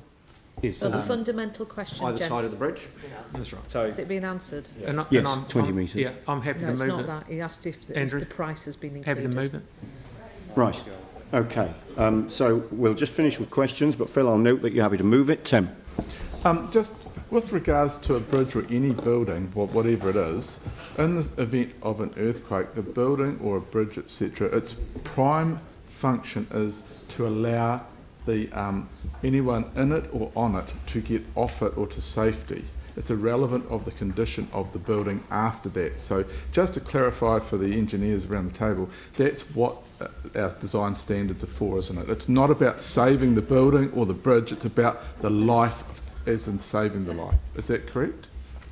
I'm not an engineer, sorry. Well, Exactly. Yeah. So I'm just clarifying. There's been a lot of discussion, but does the principle of a building I think we can take it as said that our engineers and designers that are working on this understand those factors. And we've heard that resilience has been taken into account in design. That was mentioned a number of times. So I think at a high level that probably addresses the issue. Now, Phil, you have indicated that you'd like to move this. Jake, you've indicated that you'd like to second it. So moved by Phil, seconded by Jake. Is there any discussion? Tim? Thank you. I just really want to commend you for looking at the operational costs and when the discussion over timber and concrete. I mean, I've been going on this for years with regards to artworks, whatever it is that we build, we've got to just try and reduce the operational costs because that is a burden on our ratepayers. So thank you very much for taking that into consideration. Thank you. Yanni. I think we just need to think about our environmental footprint, and just putting in steel and concrete bridges to me seems completely contrary to what we're trying to achieve as a city around sustainability. And there's plenty of research online around the impact of using timber and the embedded energy as opposed to steel and concrete. So I just feel really disappointed that we're not actually using timber to build, particularly things in the red zone, which we did, I think, want to be as sustainable as possible. And as a council, we've actually declared a climate change emergency. And here we are about to put a whole bunch of embedded carbon into our bridges that we're building for the community. So I'm not convinced that the maintenance of timber is necessarily a lot more expensive. I'm certainly convinced that the embedded energy in timber is a lot less than using concrete and steel. So from a sustainability point of view, I'm not going to support these bridges. And also, actually, the cost point of view, I cannot accept the huge cost that's been associated to these footbridges. I just think we need to actually think about how we actually make this money go further and farther rather than just spend it on 3 bridges. It's a huge amount of money for these pedestrian bridges. And, you know, regardless of whether it comes from the ratepayer or the taxpayer, I do think we have a responsibility to be prudent. And a number of submitters actually did raise that concern. In principle, I support the concept of these bridges. I think they will be an important thing for our community, but I would have liked to have seen a different construction methodology that was more sustainable and certainly a cheaper option. Thank you. Sarah. Thank you. And I think that sustainability is the key here. These bridges are going to allow people to walk and cycle across the Awanutakoro River corridor in a way that it just isn't possible at the moment. And making those connections from one community to the next is key for people to be able to get around in an active manner. I think that the built materials of these bridges need to be as durable as possible, and while I like the look of timber better, this is such a tiny thing that is being built in comparison to other major projects such as the stadium, which will have an enormous amount of embedded carbon, and our other community facilities such as the pool, which have a huge amount of concrete involved in them, but that we support. So I think that getting on with these bridges now as soon as possible with this funding, it will be really important for our communities and really important for sustainable and active transport. Thank you. Sam. Yeah, thank you. I was just going to say, I think we should really thank the Christchurch Earthquake Appeal Trust for paying for this and not get too negative on the fact that there is a large cost associated with it. I think probably, look, I'm not an engineer, and none of us really are, except probably Phil, but and so the design stuff sort of sits to a side. But if you think about the financial side of this, the staff have already confirmed that they're not going to go out and put this as the price. They're going to try and get the best deal they can in the market. So it ticks a couple of boxes, and hopefully they can work with the trust to ensure that if there is any surplus, we can spend it in there. So this is a really good news story. We should be getting on with it and doing it, but it just reinforced, the trust have funded this. This hasn't come out of a ratepayer's back pocket, and I think that's the message that we should be sharing today. Anne. Yes, completely agree. That's fantastic, and it's about realising the vision and the objectives of the regeneration plan for the green spine. This is about connecting communities and providing opportunities for people to recreate in a positive way. So totally supportive of this. I think it's wonderful. Thank you. Yeah, I think a key point is that this is funding from the Earthquake Appeal Trust, which is paying for the capital. And, that certainly shouldn't be lost on anybody, And the other point which has been borne out, I mean, it's quite right that questions focused on cost and design and quite possibly materials as well as part of that design consideration. But what we're looking at here, as we've heard in answers to questions, are 3 bridges that are built to a resilient standard in a way that reduces OPEX, and of course that will be the council's contribution to the ongoing OPEX. The CAPEX obviously been funded by CEAT, has already been well explained. So we're highly motivated, obviously, not to pay any more for these than we need to, because we would always want to be responsible in that regard, but certainly getting the balance right, particularly in construction materials, between capital and OPEX is certainly an area where we would expect to be focused. But, you know, we're absolutely right in saying that this is a good news story. We are reconnecting communities on either side of the river. We're encouraging active transport in the form of walking and cycling.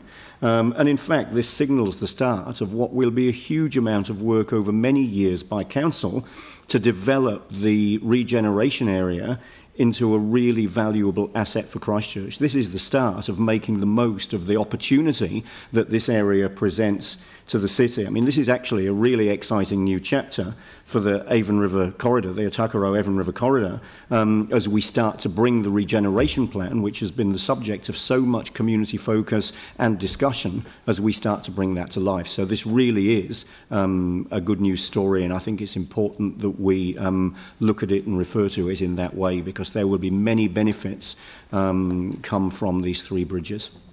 Aaron. I just raise 2 things. One is I agree with Yanni's points around using timber as much as we can. Let's not forget that the majority of the greatest bridges in the world use timber as one of the major components, and they only drive things like trucks and stuff over those. So it is a great material. It has many benefits.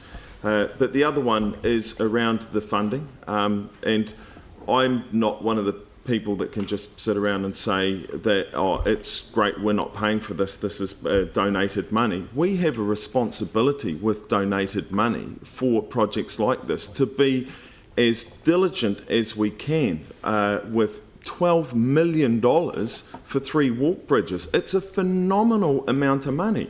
And so we should have an even stronger lens on money that people have given to an appeal trust, not just be happy to spend it. We should absolutely scrutinise it. And myself personally, I don't agree with there being $4 million per walk bridge spent. And the OPEX isn't that low either. $9,000 a year per bridge seems a lot of money for resilient bridges. It's $9,000. When did this just become chump change? We're not the chump, well, maybe we are. So I'll put the motion. All those in favour say aye. Aye. Against? No. So that's Aaron and Yanni. They were the only 2 noes. So that's carried. Thank you.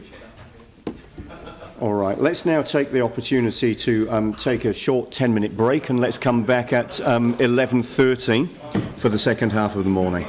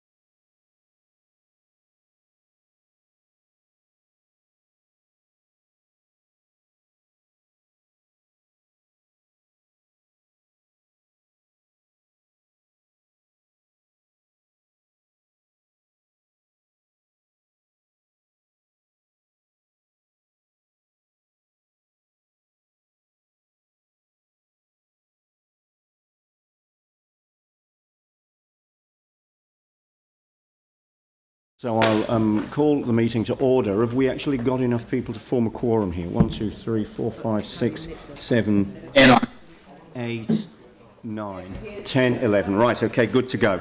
So I'll call the meeting back to order. And we'll move on to the next item, which is item 12, the financial report for the 3 months ended 30th of September.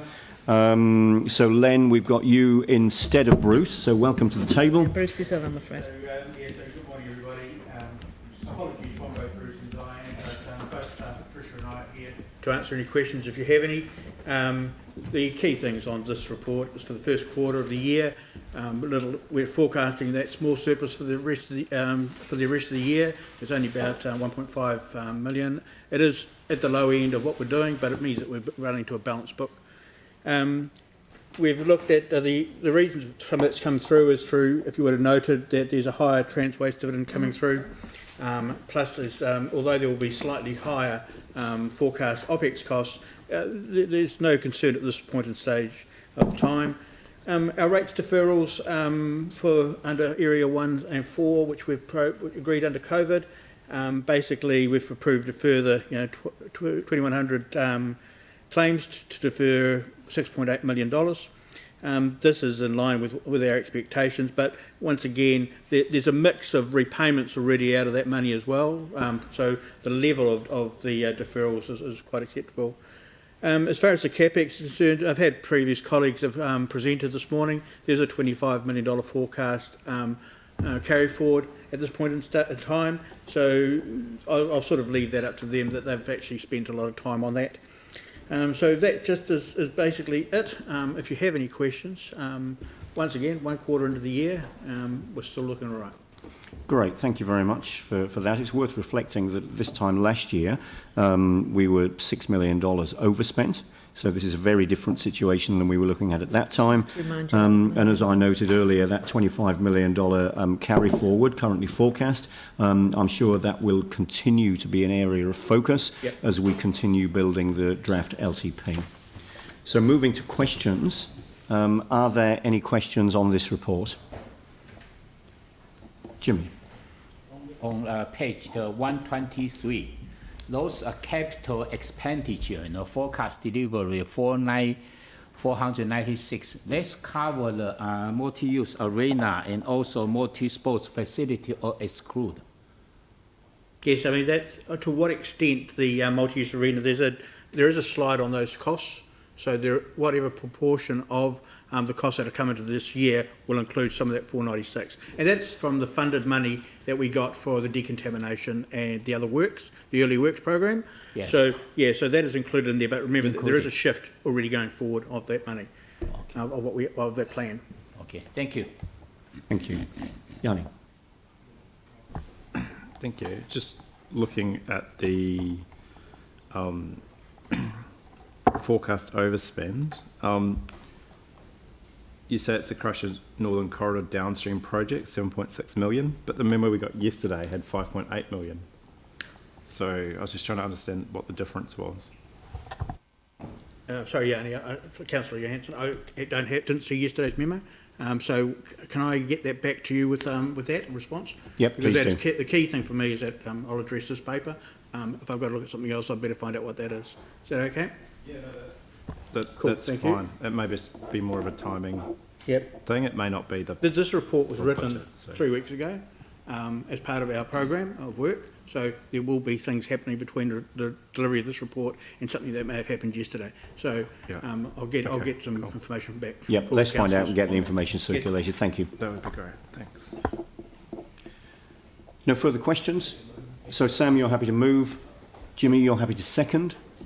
Okay, so moved and seconded. No discussion. All those in favour say aye. Against? That's carried. Thank you. And Len, you're remaining with us for item 13, the corporate finance report. Yep, if there's, once again, I'll take any questions on this one. I do have Andrew here if there's any questions specifically on Treasury activity, but I'd like to take the report as basically read. Thank you. Are there any questions on this report? All right, so I'm happy to move this. Tim, you'll second. All those in favour say aye. Aye. Against? That's carried. Thank you. So then we move to item 14, appointment of proxy to vote at the annual general meeting. I'm expecting Linda down here, but I'll sit here until she arrives. Okay, so we're appointing Diane Brandish as our proxy, and we're giving direction around the proposals. I'm happy to move this. Do I have a second? As Sam? I'm assuming there are no questions. I'll put the motion. All those in favour say aye. Aye. Against? That's carried. Appointment of a proxy for the Christchurch NZ annual general meeting. Now, I've had one volunteer outside of the meeting for this role, which is Jimmy Chen. And Jimmy, I think you've performed this role in the past, haven't you? Last year, yes. Yeah, indeed. So if there's a general degree of comfort with Jimmy doing that, if we can put Jimmy's name into the resolution. Very supportive. Yep, so Tim will move. I'm happy to second. And, oh, sorry, we need an alternate as well. So somebody will need to be an alternate. Jake, excellent. All right, so Councillor Chen as proxy and Councillor McClellan as alternate. All right. So,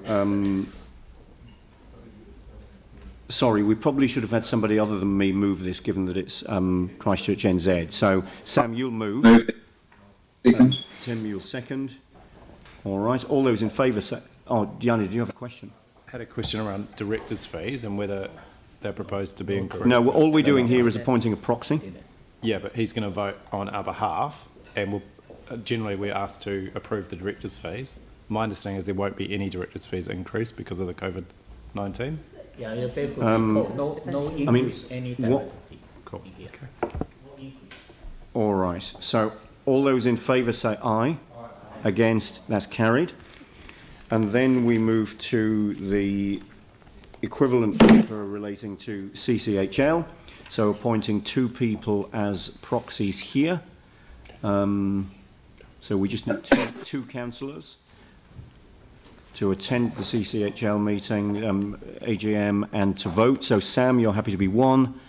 Phil, you're happy to be the other. All right, so councillors McDonald and Major. And Tim, you'll move. Jimmy, you'll second. All those in favour say aye. Against? That's carried.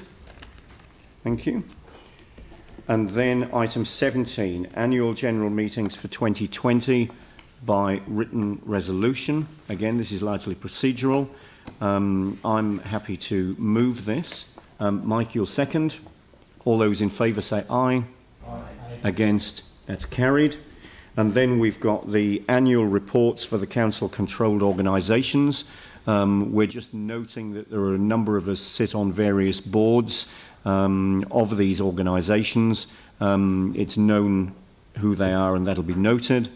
So, Linda, thank you for joining us. Is there any commentary? Do you just want to move through these one at a time? Is there any commentary?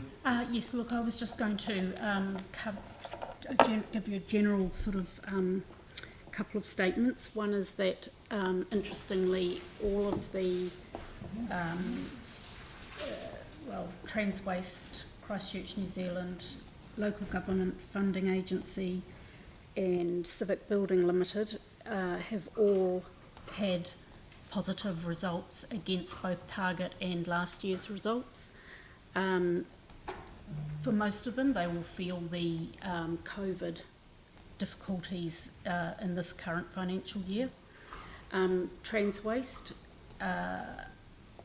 benefited from a surge of waste post-lockdown, plus a lot of high-density contaminated soil that came through far greater than expected, but that will drop off significantly this coming year as economic impacts start to make business activity less and building activity less. For LGFA, their profit held up despite lower interest rates due to increased council borrowing. CBL had a Civic Building Limited had a subvention receipt and net positive interest. Rickett and Bush Trust struggled with third-party revenue from their cafe and commission from the Saturday market, but had an increase in donations and a bequest. Rod Donald Trust is winding down its activities in accordance with the funding that it has available from its trust fund, and Cafe's just there as a final. They've wound up now. Excellent. All right, thank you. Are there any questions on any of these annual reports? All right, so can I have a mover then for the recommendation? Melanie, and a seconder? Tim? Any discussion? All those in favour say aye. Aye. Against? That's carried. Thank you. So now we move to the resolution to exclude the public. So I'm happy to move that resolution. Samuel second. All those in favour say aye. Aye. Against? That's carried. And let's just take a couple of minutes for the room to clear.